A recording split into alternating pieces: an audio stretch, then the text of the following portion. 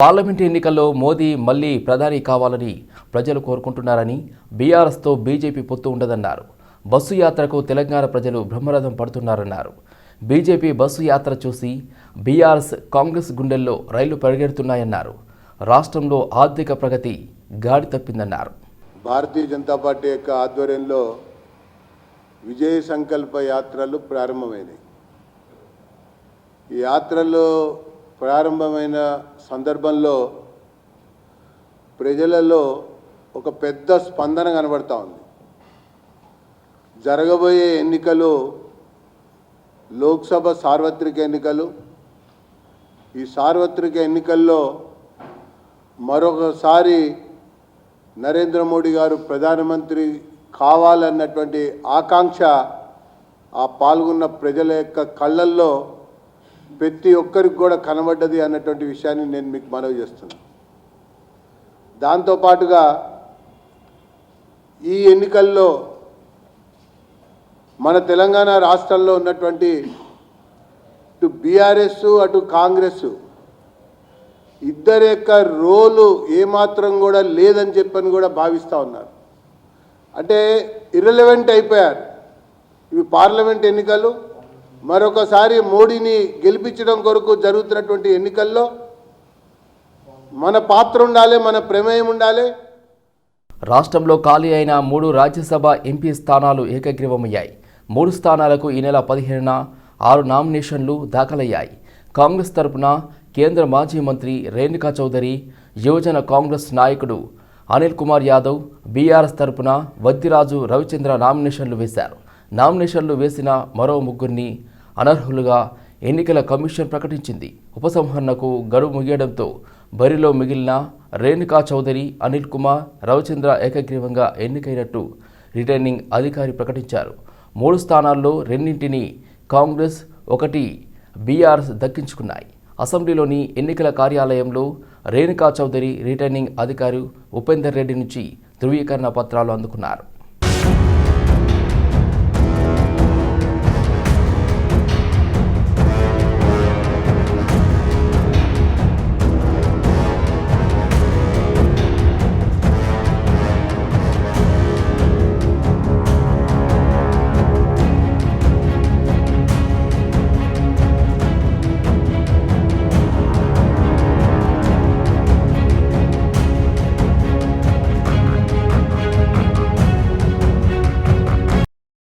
Telangana police శాఖకు trainee police కానిస్టేబుళ్లు వన్నె తేవాలన్నారు సైబరాబాద్ సిపి అవినాష్ మహంతి. సైబరాబాద్లోని SCTPCS బేసిక్ ఇండక్షన్ ట్రైనింగ్ ప్రారంభించారు. శిక్షణలో SCTPCలు సంస్థాగత వివరాలను పాటించాలన్నారు. అదేవిధంగా వృత్తిపరమైన నైపుణ్యాలను పెంపొందించుకోవాలని సూచించారు. ట్రైనింగ్ విజయవంతంగా పూర్తి చేసి యూనిట్కు మంచి పేరు తీసుకురావాలన్నారు. సమర్థత, వృత్తి నైపుణ్యం, అదేవిధంగా నీతి నిజాయితీతో విధులు నిర్వర్తించాలన్నారు. సోషల్ మీడియాలో చూసి ఉండొచ్చు, చదివి ఉండొచ్చు, మంచి చెడ్డ అన్ని చదివి ఉండొచ్చు, బట్ ఈ రోజు నుంచి మీరు ఆ కల్చర్ని ఎక్స్పీరియన్స్ చేస్తారు.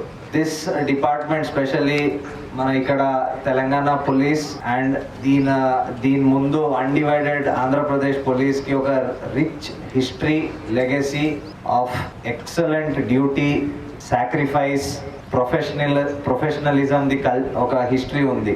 You are entering into that police where country wide చాలా మంది ఈ పోలీస్ స్పెషల్లీ మన ఇప్పుడు తెలంగాణ పోలీస్కి చాలా హై ఎస్టీమ్లో హోల్డ్ చేస్తారు. అభినందనాలు మీ అందరికీ. దాదాపు 12 లక్షలు మంది అపియర్ అయిన ఎగ్జామ్లో 15,000 మంది సెలెక్ట్ అవుతే దానిలో ఒక్కరుగా మీరు ఈరోజు ఇక్కడ ఎంపిక అయి సివిల్ SCTPCగా ట్రైన్లు జాయిన్ అవ్వడం చాలా గర్వకరం. మీ అందరికీ మరొకసారి నా అభినందనాలు తెలియజేస్తున్నాను. ఈ 9 months ట్రైనింగ్ ఏదైతే ఉందో నెక్స్ట్ 35 or 30 years మీ కెరీర్కి ఇది ఒకటే బేస్. సో చాలా సీరియస్గా తీసుకోండి ఈ ట్రైనింగ్ని. అండ్ పోలీస్ డిపార్ట్మెంట్లో చాలా స్పెషలైజేషన్స్ వస్తున్నాయి డిఫరెంట్ వింగ్స్లో. సో ఈ ట్రైనింగ్లు మీరు ఏదైతే నేర్చుకుంటున్నారో, ఇంట్రెస్ట్ పెట్టి నేర్చుకుంటున్నారో దాని ప్రకారం మీరు కెరియర్ ప్లాన్ చేసుకోవచ్చు. అయోధ్య బాలరాముని టీపీసీసీ ప్రచార కమిటీ చైర్మన్ మధు యష్కి గౌడ్ దర్శించుకున్నారు. యూవీలోని అయోధ్యలో శ్రీరాముని మందిరాన్ని సందర్శించారు. అయోధ్యకు వెళ్లిన టీపీసీసీ ప్రచార కమిటీ చైర్మన్ మధుయష్కి గౌడ్ బాలరాముని దర్శించుకున్నారు. శ్రీరాముడు అందరి దేవుడు, అందరికీ దేవుడు అని అన్నారు. రాముడు కొంతమందికి పరిమితం కాదని స్పష్టం చేశారు. బాలరాముని దర్శించుకోవడం సంతోషంగా ఉందన్నారు. ఈ సందర్భంగా మధుయష్కితో పాటు ఇండియన్ ఓవర్సీస్ కాంగ్రెస్ అమెరికా నాయకులు పాల్గొన్నారు. హ్యాండ్క్రాఫ్ట్ కళాకారులను చేతనిచ్చేందుకు హైదరాబాద్లోని సిసిటీ స్పేసెస్లో 4 రోజుల విశిష్ట కళాకారుల ప్రదర్శన తారాషా క్రాఫ్ట్ ఎగ్జిబిషన్ ప్రారంభించింది. Free exhibition, training, product curation, అదేవిధంగా డిస్ప్లే ద్వారా కొత్త స్థాయి మార్కెట్ ఎంగేజ్మెంట్కు కళాకారులను తీసుకెళ్లడానికి ప్రాజెక్ట్ తారాషా క్రియేటివ్ డిగ్నిటీ సహకారం అందించనున్నారు. 4 రోజుల ప్రదర్శనలో కళాకారులు మరియు డిజైనర్లు సహసృష్టి స్ఫూర్తితో చేసిన ఆవిష్కరణల ప్రదర్శన జరుగుతుంది. ఈ కార్యక్రమానికి రమా రాజమౌళి ప్రారంభించారు. ఈ కార్యక్రమం ప్రాజెక్ట్ తారాషా మరియు క్రియేటివ్ డిగ్నిటీ అద్భుతమైన చొరవను సూచిస్తుందన్నారు రమా రాజమౌళి. దేశ నలుమూలల నుంచి వచ్చిన ఆర్టిస్టులు రూపొందించిన ప్రత్యేకమైన మరియు స్థిరమైన ఉత్పత్తులకు మద్దతు ఇవ్వడం, కొనుగోలు చేయడం ద్వారా నా సహకారం అందించడం గౌరవంగా భావిస్తున్నానన్నారు. భారతదేశం అంతటా విభిన్న నేపథ్యాల నుంచి 20 మందికి పైగా ప్రతిభావంతులైన కళాకారులు భారతీయ చేతితో తయారు చేసిన హస్తకళలు మరియు సంప్రదాయాలు ఎల్లప్పుడూ గుర్తించాలన్నారు. క్రాఫ్ట్ ఎగ్జిబిషన్ అనేక క్రాఫ్ట్లను అభ్యర్థిస్తున్న 10 విభిన్న క్రాఫ్ట్ ప్రొడ్యూసర్లను సేకరిస్తుంది. కర్ణాటక నుంచి సహజ ఫైబర్ క్రాఫ్ట్, ఉత్తరప్రదేశ్ నుంచి చేతితో తయారు చేసిన గాలిపటాల వరకు, జార్ఖండ్ యొక్క Sohrai paintings, Bengal Dhokra metal craft నుంచి, ఒడిశా నుంచి ప్రత్యేకమైన ఆప్లిక్ వర్క్స్ ఎన్నో ఆకట్టుకోనున్నాయి. క్రియేటివ్ డిగ్నిటీను మళ్ళీ క్రాఫ్ట్స్ కౌన్సిల్ ఆఫ్ తెలంగాణ ద్వారా మేము ఆర్గనైజ్ చేశాము. ఈ ఎగ్జిబిషన్లో ప్రత్యేకత ఏంటంటే మనకి ఇండియా నుంచి, అక్రాస్ ఇండియా నుంచి 16 మంది వచ్చారు. వాళ్ళ క్రాఫ్ట్ తయారు చేసి దాన్ని కొత్త మార్కెట్లలో ప్రదర్శించి అమ్మడానికి తీసుకొచ్చారు. అండ్ ఇంకొకటి, ఈ ఆంటర్ప్రెనర్స్ అన్నది ఎవరు తయారు చేసిన వాళ్ళకి క్రియేటివ్ డిగ్నిటీ ద్వారా మేము ట్రైనింగ్స్ ఇచ్చాము. మా ట్రైనింగ్స్లో 2-3 మేము ఎక్కువ ఫోకస్ చేసింది బిజినెస్ డెవలప్మెంట్, బిజినెస్ మార్కెట్ని ఎలా డెవలప్ చేయాలి, అండ్ డిజిటల్ స్కిల్ అంటే మీరు ఇన్స్టాగ్రామ్ ద్వారా ఎలా మీ క్రాఫ్ట్ని ప్రమోట్ చేయాలి, ఎలా మార్కెటింగ్, ప్లస్ ఇంకొకటి కరెక్ట్ కస్టమర్ని ఎలా రీచ్ అవ్వాలి అనేవి మేము నేర్పించాము.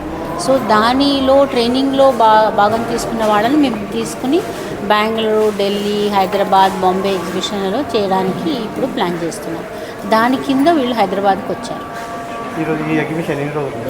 ఈ ఎగ్జిబిషన్ 21 తారీఖున ఈరోజు మొదలైంది, 24 వరకు నడుస్తుంది. మేడిపల్లి మండలం print media press club 2024 diary ఆవిష్కరణ కార్యక్రమం ఘనంగా జరిగింది. ఈ కార్యక్రమానికి ముఖ్య అతిథులుగా టీపీసీసీ ఉపాధ్యక్షులు, మల్కాజ్గిరి నియోజకవర్గ కాంగ్రెస్ పార్టీ ఇన్ఛార్జ్ తోటకూర వజ్రేష్ యాదవ్, కాంగ్రెస్ పార్టీ అధ్యక్షుడు తుంగతుర్తి రవి పాల్గొని డైరీని ఆవిష్కరించారు. ప్రజల సమస్యలను ప్రభుత్వానికి చేరవేస్తూ ప్రభుత్వ పథకాలను ప్రజలకు అందించడంలో ముఖ్య పాత్ర పోషిస్తూ ప్రజలకు ప్రభుత్వానికి మధ్య వారధిగా, సమస్యల పరిష్కారానికి సారథులుగా పాత్రికేయులు ఉంటారని తుంగతుర్తి రవి అన్నారు. అనేక కష్ట నష్టాలకు వచ్చి నిరంతరం ప్రజాసేవలో ఉండి సమాచారాన్ని చేరవేస్తూ ప్రముఖ పాత్ర పోషిస్తున్న విలేకరులు అనేక సమస్యలతో నేడు సతమతం అవుతున్నారని, వారికి ఎల్లవేళలా సహాయ సహకారాలు అందిస్తామన్నారు. పాత్రికేయుల సమస్యలను ప్రభుత్వం దృష్టికి తీసుకెళ్తామని తుంగతుర్తి రవి అన్నారు.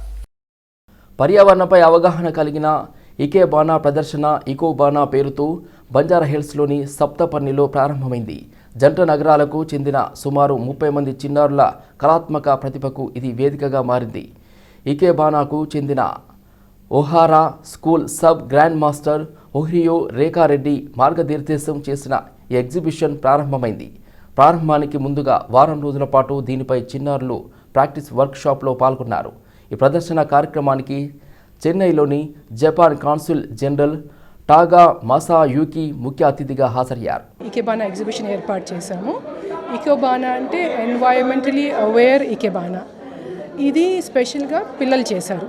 5 ఏళ్ల ఏజ్ నుంచి 18 ఏళ్ల దాకా పిల్లలందరూ, దాదాపు 25-30 మంది పిల్లలు, వాళ్ళకని వర్క్షాప్ కండక్ట్ చేశాము. వర్క్షాప్ అయినాక ఫ్యూ డేస్ తర్వాత ఈ ఎగ్జిబిషన్ తయారు చేశారు. ఇకేబానా అంటే ఒక జాపనీస్ కళ. దీని ప్రకృతితో చాలా సంబంధం ఉంది దగ్గరగా, అంటే we observe and imitate nature. So ఇది ఇంట్రడ్యూస్ చేస్తాం పిల్లలకు. అది చేసేదే గాక recycle theme to be aware of the environment అని. మనం ఇంట్లో ఏదైనా పారేసే వస్తువు ఉందనుకోండి, ఆ వస్తువు వాడి ఈ ఫ్లవర్ అరేంజ్మెంట్లో ఎలా అందంగా దాన్ని అలంకరించి క్రియేట్ చేయొచ్చు అనేది ఈసారి నేర్పించాము. ఈ పిల్లలతో పాటు ఈసారి ఫ్లిప్ సైడ్ అనే ఇన్స్టిట్యూషన్ వాళ్ళు స్పెషల్ న్యూరో డైవర్జెంట్ చిల్డ్రన్, వాళ్ళకు కొద్దిగా లెర్నింగ్లో కానీ హియరింగ్లో కానీ కష్టాలు ఉంటాయి, వాళ్ళని కూడా ఇంక్లూడ్ చేసి వాళ్ళకు కూడా వర్క్షాప్ తీసుకొని వాళ్ళు 4 వచ్చారు. ఇప్పుడు వాళ్ళు కూడా అరేంజ్మెంట్స్ చేశారు. రేఖారెడ్డి గారు చేసిన ఇకిబానా పేరు ఇకోబానా అని పెట్టారు. ఎందుకంటే ఈకో ఫ్రెండ్లీ ఎలాగ చేయాలి, మీ డెకరేషన్లో కూడా ఇంటి దగ్గర ఉన్న డెకరేషన్స్కు కూడా ఈకో ఫ్రెండ్లీగా ఎలాగ చేయాలి, వేస్ట్ మెటీరియల్గా రీసైకిల్ చేసుకుని లవ్లీ క్రియేటివ్ ఆర్ట్ ఎలాగ చేయాలి అది నేర్పించారు. So this is really very good. ఎందుకంటే చిన్న చిన్న పిల్లలకు నేర్పిస్తున్నారు. ఇదే పిల్లలు సమ్వేర్ ఇన్ దర్ మైండ్ ఇది ఉండిపోతుంది. అమీన్పూర్ మున్సిపల్ పరిధిలోని సమ్మక్క సారక్క జాతర మహోత్సవం సందర్భంగా మున్సిపల్ చైర్మన్ తుమ్మల పాండురంగారెడ్డి ఆధ్వర్యంలో జోగిని శ్యామల నేతృత్వంలో బోనం ఊరేగింపు కార్యక్రమం నిర్వహించారు. ఈ కార్యక్రమానికి కౌన్సిలర్లు, కోఆప్షన్ సభ్యులు, ప్రజాప్రతినిధులు, బీఆర్ఎస్ పార్టీ సీనియర్ నాయకులు, కార్యకర్తలు, భక్తులు భారీ సంఖ్యలో హాజరయ్యారు. సమ్మక్క సారక్క జాతర సందర్భంగా ప్రతిసారి బోనం ఊరేగింపు కార్యక్రమం నిర్వహిస్తున్నామని చైర్మన్ తుమ్మల పాండురంగారెడ్డి తెలిపారు. మున్సిపల్ ఆధ్వర్యంలో జాతర కోసం అన్ని రకాల ఏర్పాట్లు చేస్తున్నట్లుగా తెలిపారు. ప్రజలందరూ సుఖ సంతోషాలతో ఆయురారోగ్యాలతో వర్ధిల్లాలని ఆ అమ్మవారిని వేడుకున్నట్లుగా తెలిపారు. అమీన్పూర్ మున్సిపల్ పరిధిలో శ్రీ సమ్మక్క సారలమ్మ అమ్మవార్ల జాతర అంగరంగ వైభవంగా ప్రతి సంవత్సరం దినదినాభివృద్ధిగా అమ్మవారికి మొక్కులు సమర్పిస్తున్నారు. ఇక్కడ గత 10 సంవత్సరాల నుంచి ఇక్కడ అమీన్పూర్ మున్సిపల్ చైర్మన్ గారు పాండురంగారెడ్డి గారు నన్ను ఆహ్వానించడం, ప్రతి సంవత్సరం నన్ను కలిసిన మొదటి నుంచి ఆయన మా ఊరిలో బోనం చెయ్యాలా, అప్పుడు అసలు మున్సిపాలిటీ కాలేదనుకుంటా కదా, అప్పుడు మున్సిపాలిటీ కూడా కాలేదు, అప్పటి నుంచి ఆయన మీరు రావాలా, మా దగ్గర కూడా బోనం సమర్పించాలా, నన్ను కొమరెల్లిలో చూడడం జరిగింది ఆయన ఫస్ట్ టైము. అప్పటి నుంచి మా ఊరికి రావాలి, మా గ్రామానికి రావాలి, మీరు బోనం సమ్మక్క సారలమ్మకు పెట్టాలి. ఎందుకంటే అమ్మకి బంగారం ఎక్కిస్తారు, అంటే బెల్లంని బంగారంగా భావిస్తారు. అంటే మన తెలంగాణ ప్రజలు ఎంత అద్భుతమైన ప్రజలు అంటే బంగారాన్ని, అంటే బెల్లాన్ని, తినే బెల్లాన్ని కూడా బంగారంతో పోల్చారు. అంటే బంగారము ఖనిజంలో చాలా విలువైనది కాబట్టి ఆ ప్రతిష్ట ఇచ్చారు. సో అమ్మవార్లకు అది ప్రీతికరం కాబట్టి చాలా ఆనందంగా, సంతోషంగా నేను ప్రతి సంవత్సరం ఇక్కడికి రావడం పూర్వజన్మ సుకృతంగా భావిస్తున్నాను. పటాన్చెరు నియోజకవర్గంలో పటాన్చెరు నుంచి దౌలతాబాద్ వెళ్లే ప్రధాన రహదారి రింగ్ రోడ్ జంక్షన్ సమీపంలో రాత్రిపూట ప్రయాణం చేయాలంటే జనాలు భయపడుతున్నారు. అక్కడ వీధి దీపాలు లేక చుట్టుపక్కల బాగా చెట్లు పెరగడంతో ఏ వాహనం ఎక్కడి నుంచి వస్తుందో తెలియక చాలాసార్లు ప్రమాదాలు జరిగిన సంఘటనలు ఉన్నాయి. పటాన్చెరు నుంచి దౌలతాబాద్ వెళ్లే ప్రధాన రహదారి రింగ్ రోడ్ జంక్షన్ సమీపంలో రాత్రిపూట ప్రయాణం చేయాలంటే జనాలు భయాందోళనకు గురవుతున్నారు. అంతేకాకుండా కొన్ని అసాంఘిక కార్యక్రమాలు కూడా జరుగుతున్నట్లుగా ప్రజలు చెబుతున్నారు. అధికారులు వెంటనే అక్కడ వీధి లైట్లు ఏర్పాటు చేసి ప్రమాదాలు జరగకుండా చూడాలని కోరుతున్నారు. సేల్స్మెన్ను దృష్టి మరల్చి ఖరీదైన పట్టు చీరలతో ఉడాయించిన వ్యక్తులపై బంజారాహిల్స్ పోలీస్ స్టేషన్లో చీటింగ్ కేసు నమోదైంది. వివరాల్లోకి వెళ్తే బంజారాహిల్స్ రోడ్ నెంబర్ 10లోని ముగ్ధా షోరూంలోకి ఈ నెల 18న సాయంత్రం కొంతమంది గుర్తు తెలియని మహిళలు షాపింగ్ కోసం వచ్చారు. పెళ్లి కూతురు కోసం చీరలు కావాలని కాసేపు వెతికి ఒక చీరను సెలెక్ట్ చేశారు. బిల్ కౌంటర్ వద్దకు ఒకరు వెళ్ళి తమకు 15% డిస్కౌంట్ కావాలని అడిగారు. అయితే 10% మాత్రమే డిస్కౌంట్ ఇవ్వగలమని సేల్స్మెన్ చెప్పడంతో తమకు చీర అక్కర్లేదని వచ్చిన వారంతా బయటకు వెళ్ళిపోయారు. దాంతో చీరను వెనక్కి తీసుకువచ్చిన సేల్స్మెన్ టేబుల్ మీద చూడగా 3 ఖరీదైన పట్టు చీరలు కనిపించలేదు. దీంతో షాప్లోని సీసీటీవీ ఫుటేజ్ని పరిశీలించగా వచ్చిన వారిలో ఒక మహిళ 3 చీరలు తీసుకుని షాప్లో నుంచి ఉడాయిస్తున్న దృశ్యం కనిపించింది. ఈ మేరకు ఖరీదైన పట్టు చీరలు తస్కరించిన ముఠాపై చర్యలు తీసుకోవాలంటూ స్టోర్ మేనేజర్ సత్యచంద్ర మంగళవారం బంజారాహిల్స్ పోలీసులకు ఫిర్యాదు చేయగా కేసు నమోదు చేసుకుని దర్యాప్తు చేపట్టారు. సింగరేణి కాలనీస్లో ఖాళీగా ఉన్న 317 డైరెక్ట్ రిక్రూట్మెంట్ పోస్టులను 168 ఇంటర్నల్ రిక్రూట్మెంట్ పోస్టులను తక్షణమే భర్తీ చేసేందుకు వీలుగా నోటిఫికేషన్లు సిద్ధం చేయాలని deputy CM Bhatti Vikramarka Singareni chairman and MD Balaram నాయక్ను ఆదేశించారు. సింగరేణిలో కారుణ్య నియామక ప్రక్రియను వేగంగా చేపట్టాలని, ఈ ఏడాదిలో కనీసం 1000 మంది వారసులకు ఉద్యోగాలు ఇవ్వాలన్నారు. సింగరేణి కాలనీస్ ఆధ్వర్యంలో చేపట్టాల్సిన అభివృద్ధి సంక్షేమ కార్యక్రమాలపై సచివాలయంలో సింగరేణి సంస్థ chairman and managing director N Balram, director NVK Srinivas ఇతర అధికారులతో డిప్యూటీ సీఎం ఉన్నత స్థాయి సమీక్షా సమావేశం నిర్వహించారు. ఉద్యోగాల నియామక ప్రక్రియ చాలా పారదర్శకంగా ఉండాలన్నారు. పరీక్షల్లో ఎలాంటి అవకతవకలు జరిగినా ఉపేక్షించేది లేదన్నారు. నోటిఫికేషన్ల ప్రక్రియ పగడ్బందీగా ఉండాలని సూచించారు. ముఖ్యమంత్రి రేవంత్ రెడ్డి సింగరేణి ఉద్యోగ మేళలో ఇచ్చిన హామీ మేరకు వారసుల వయో పరిమితిని 35 ఏళ్ల నుంచి 40 ఏళ్లకు పెంచే విషయంలో వీలైనంత త్వరగా సానుకూల నిర్ణయం తీసుకోవాలని భట్టి చెప్పారు. సింగరేణి కార్మికుల కోసం యూనియన్ బ్యాంక్ ఆఫ్ ఇండియాతో ఎలాంటి ప్రీమియం చెల్లించిన అవసరం లేకుండా చేసుకున్న ₹1 కోటి ప్రమాద బీమా అవగాహన ఒప్పందం పురోగతి గురించి ఆరా తీశారు. ప్రమాద భరితమైన బొగ్గు రంగంలో పనిచేస్తున్న 43,000 మంది ఉద్యోగులకు ₹1 కోటి ప్రమాద బీమా అందించడం ద్వారా వారి కుటుంబాలకు ఆర్థిక భద్రతను కల్పించిన వారం అవుతామని తెలిపారు. ఇప్పటి వరకు కోల్ ఇండియాలోనూ ఇలాంటి ఒప్పందం లేదని, త్వరలో మిగిలిన బ్యాంకులతోనూ ఈ ప్రమాద బీమా సౌకర్యాన్ని కల్పించేందుకు చర్యలు తీసుకుంటామని సీఎండీ బలరాం ఉప ముఖ్యమంత్రికి వివరించారు. కోటి ప్రమాద బీమాపై కార్మికులకు అవగాహన కల్పించాలని డిప్యూటీ సీఎం సూచించారు. సింగరేణి ఆధ్వర్యంలో కొత్తగూడెంలో నిర్మించిన 10.5 మెగావాట్ల సోలార్ ప్లాంట్లను ఈ నెల 26వ తేదీన ఆవిష్కరణకు ఏర్పాట్లు చేయాలని డిప్యూటీ సీఎం సింగరేణి అధికారులను ఆదేశించారు. సింగరేణి ఆధ్వర్యంలో చేపట్టిన మిగిలిన సోలార్ ప్లాంట్లను త్వరగా పూర్తి చేయాలన్నారు. సింగరేణి ఉద్యోగులు అధికారుల సౌకర్యార్థం హైదరాబాద్లో నిర్మించ తలపెట్టిన అతిథి గృహం భూమి పూజ కార్యక్రమానికి ఏర్పాట్లు చేయాలన్నారు. త్వరలోనే రాష్ట్ర ప్రభుత్వం తరపున హాజరై శంకుస్థాపన చేస్తామన్నారు. ఎన్వీఎస్ఎస్ ప్రభాకర్ ఆరోపణలు అర్థరహితంగా ఉన్నాయని కాంగ్రెస్ అధికార ప్రతినిధి సామ రామ్మోహన్ రెడ్డి విమర్శించారు. దీప్దాస్ మున్షిపై ఎన్వీఎస్ఎస్ ప్రభాకర్ చేసిన ఆరోపణలు అర్థరహితమన్నారు. బండి సంజయ్ను అధ్యక్ష పదవి నుంచి ఎందుకు తప్పించారో ఎన్వీఎస్ఎస్ ప్రభాకర్ చెప్పాలని ఆయన డిమాండ్ చేశారు. లిక్కర్ స్కామ్లో కవితను అరెస్ట్ చేయకుండా కాపాడుతున్న మోదీ తీరును తెలంగాణ సమాజం గమనిస్తోందని చెప్పారు. కాళేశ్వరం కేసీఆర్ కు ఏటీఎంలా మారిందని పదే పదే విమర్శలు చేసే మీరు ఎందుకు కాళేశ్వరం మీద విచారణకు ఆదేశించడం లేదని మండిపడ్డారు. బీజేపీ, బీఆర్ఎస్ కలిసి తెలంగాణకు ద్రోహం చేశాయని ఆరోపించారు. 10 ఏళ్లలో తెలంగాణకు మోడీ ప్రభుత్వం ఏం చేసిందో బీజేపీ నేతలు చెప్పాలని ఆయనకు సూటిగా ప్రశ్నించారు. నా దగ్గర కాగితాలు ఉన్నాయి, నా దగ్గర కార్తాళాలు ఉన్నాయి, నా దగ్గర ఆధారాలు ఉన్నాయి. ఈ ఏదో కాక్ అండ్ బుల్ స్టోరీస్ మొత్తం చెప్పుకుంటూ పోయిండు. ఈ ఇంత పొడుగు ఏమో చెప్తాడో ఏదో తీస్తాడో అని అనుకుంటే శాటభారతం అని తిప్పిండు, కానీ అది చేసినటువంటి సంగతి ఏం లేదాడ. కాంగ్రెస్ పార్టీని విమర్శించనీకే, పాత ఇన్ఛార్జీలు ఎందుకు పోయారో కారణాలు చెప్పనీకే, మమ్మల్ని అడిగేదానికంటే ముందు ఫస్ట్ మీ మాజీ రాష్ట్ర అధ్యక్షుడు అయినటువంటి బండి సంజయ్ని అర్ధరాత్రి పూట పీకేసినటువంటి దానికి గల కారణం తెలంగాణ సమాజానికి చెప్పురి. ఫస్ట్ మమ్మల్ని అడుగుతుండ్రు, కేంద్రంలో అధికారంలో వండుకుంటా ఈరోజు రాజ్యాంగబద్ధంగా కార్పొరేషన్లు నడుస్తున్నటువంటి వ్యవస్థని.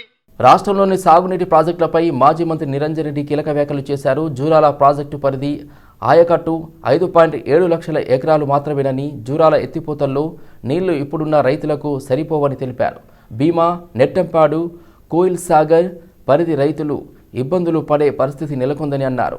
కొడంగల్ ఎత్తిపోతలను జూరాలపై ఆధారపడితే మిగతా ప్రాజెక్టులకు ఇబ్బందులు తప్పవని హెచ్చరించారు. 2,900 కోట్లతో కొడంగల్ ఎత్తిపోతల చేపట్టాలని అన్నారు. హై లెవెల్ కెనాలు వీటి ద్వారా గ్రావిటీ ద్వారా పాలమూరు జిల్లాకు రావాల్సినటువంటి నీళ్లు రాకుండా పోయినాయి. ఎందుకంటే ఆ ప్రాజెక్ట్స్ అబాండ్ అయినాయి. అదంతా పాత కథ మనకు తెలిసిందే. 174 టీఎంసీలు రావాల్సినటువంటిది తెలంగాణ హైదరాబాద్ రాష్ట్రంగా ఉంటే ఒక పాలమూరు జిల్లాకే అది కోల్పోయింది సమైక్య రాష్ట్రంలో కలిసినందుకు. అదంతా చరిత్ర ప్రజలకందరూ కూడా తెలుసు.